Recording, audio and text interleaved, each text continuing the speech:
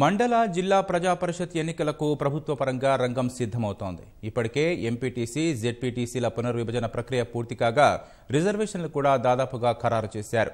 లోక్సభ ఎన్నికల పోలింగ్ పూర్తయిన వెంటనే ఎంపీటీసీ, జెడ్పీటీసీ ఎన్నికలు నిర్వహించాలని ప్రభుత్వం భావిస్తోంది. రాష్ట్రంలో ఎన్నికల పండుగ కొనసాగుతోంది. డిసెంబర్లో శాసనసభ ఎన్నికలు పూర్తవగా జనవరిలో పంచాయతీ ఎన్నికలు ముగిశాయి.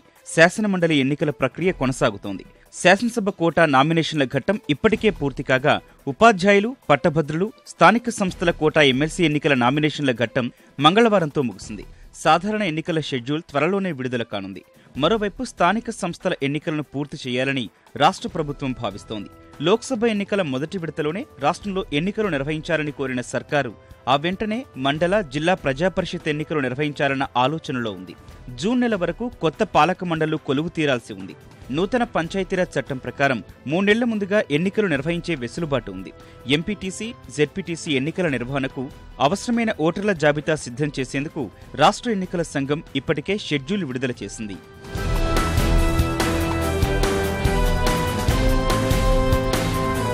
రాష్ట్రంలో కొత్త జిల్లాలు, మండలాలు ఏర్పాటు చేసిన దృష్ట్యా పునర్విభజన ప్రక్రియను పూర్తి చేశారు.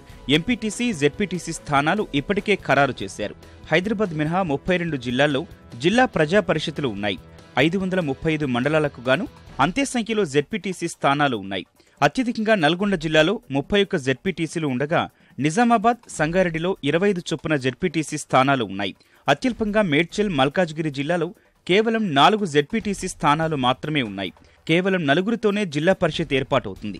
ఎన్నికలయ్యాక ఒకరు చైర్మన్, మరొకరు వైస్ చైర్మన్ అయితే మిగతా 2 సభ్యులుగా ఉంటారు. 32 జిల్లాల్లోని 535 మండల ప్రజా పరిషత్లలో మొత్తం 5,859 ఎంపీటీసీ స్థానాలున్నాయి. అత్యధికంగా నల్గొండలో 351 ఎంపీటీసీ స్థానాలుండగా 299, 295 స్థానాలతో నిజామాబాద్, సంగారెడ్డి జిల్లాలు తర్వాతి స్థానాల్లో ఉన్నాయి. అతి తక్కువ సంఖ్యలో మేడ్చల్, మల్కాజ్గిరి జిల్లాలో కేవలం 42 ఎంపీటీసీ స్థానాలు మాత్రమే ఉన్నాయి. సంగారెడ్డి జిల్లాలోని ఓ మండలంలో కేవలం 4 ఎంపీటీసీ స్థానాలు మాత్రమే ఉన్నాయి. పటాన్చెరు నియోజకవర్గానికి చెందిన గుమ్మడిదల మండల ప్రజా పరిషత్లో 4 ఎంపీటీసీ స్థానాలు ఉన్నాయి. ఒక చైర్మన్, ఒక వైస్ చైర్మన్ అయితే మిగతా 2 సభ్యులుగా ఉంటారు.